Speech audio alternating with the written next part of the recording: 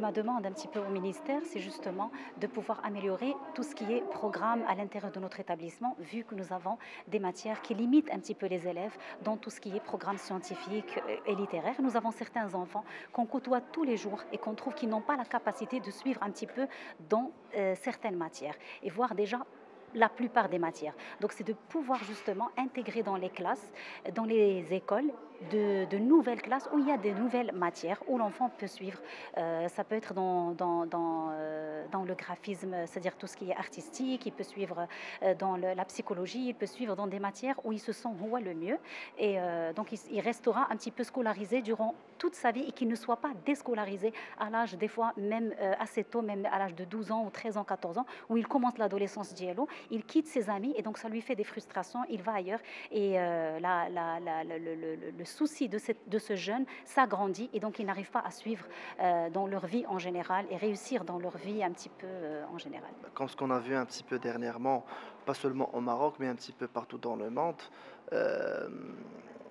on parle un petit peu d'une surdiagnostication ou d'une surestimation de la prévalence de l'ETADA, du trouble du déficit de l'attention, de l'hyperactivité. Donc, ça, c'est une question qui revient assez souvent en consultation. Et donc, où est-ce qu'on va mettre un petit peu la limite entre ce qui est normal et ce qui est pathologique? C'est quand il commence à y avoir des répercussions sur le fonctionnement. Le fonctionnement, on parle de fonctionnement chez l'adulte, alors chez l'enfant, c'est le rendement scolaire. C'est un petit peu l'interaction avec les pairs, avec les camarades de classe, son interaction avec sa famille et dans le milieu dans lequel il vit.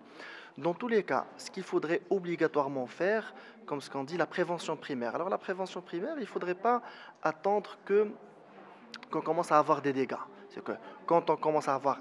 un petit doute, mais quand même un doute qui est persistant, ça serait bien d'avoir l'avis d'un professionnel de la santé, des pédopsychologues, des pédopsychiatres et aussi peut-être des psychiatres de l'adulte pour un petit peu, quand le diagnostic il est posé bien sûr, d'accompagner un petit peu les parents pour une meilleure acceptation du diagnostic. Parce que parfois, comme vous le savez, et je le redis pas seulement au Maroc, j'ai eu la chance de pratiquer par ailleurs, la psychiatrie ou bien la maladie mentale ou la maladie psychiatrique, elle est toujours stigmatisée. Quoi que l'on dise, même si on se dit très ouvert d'esprit, on accepte un bon niveau socio-économique et culturel, dès qu'on parle de troubles psychiatriques, psychologiques, là on commence un petit peu une hantise, on commence à avoir une anxiété anticipatoire, alors que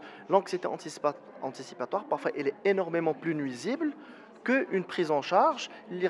qui va être un petit peu au début précoce pour une meilleure émission et une meilleure prise en charge.